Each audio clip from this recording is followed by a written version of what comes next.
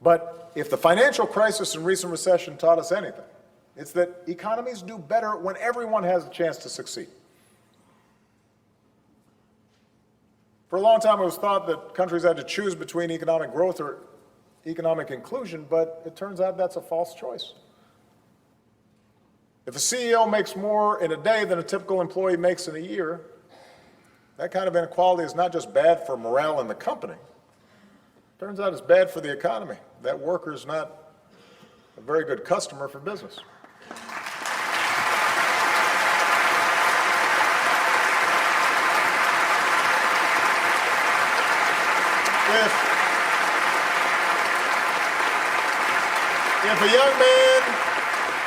If a young man in Ohio can't pay his student loans, or a young woman in Ontario can't pay her bills, that has ramifications for our economy. It tamps down the possibilities of growth.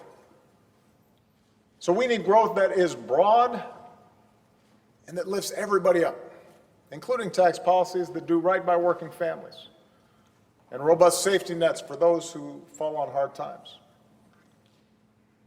As John Kenneth Galbraith once said, the common denominator of progress is our people. It's not numbers, it's not abstractions. It's how are people doing?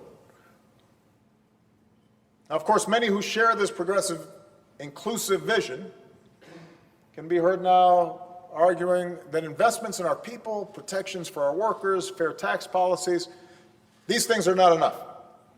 For them, globalization is inherently rigged towards the top 1%. And therefore, what's needed is an end to trade agreements and various international institutions and arrangements that integrate national economies.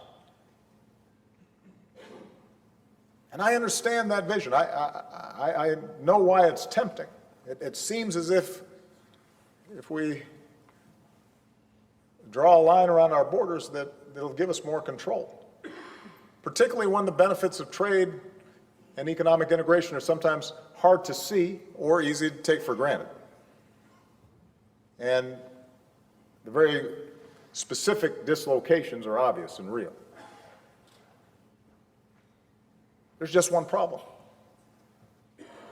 Restricting trade or giving in to protectionism in this 21st century economy will not work. It will not work.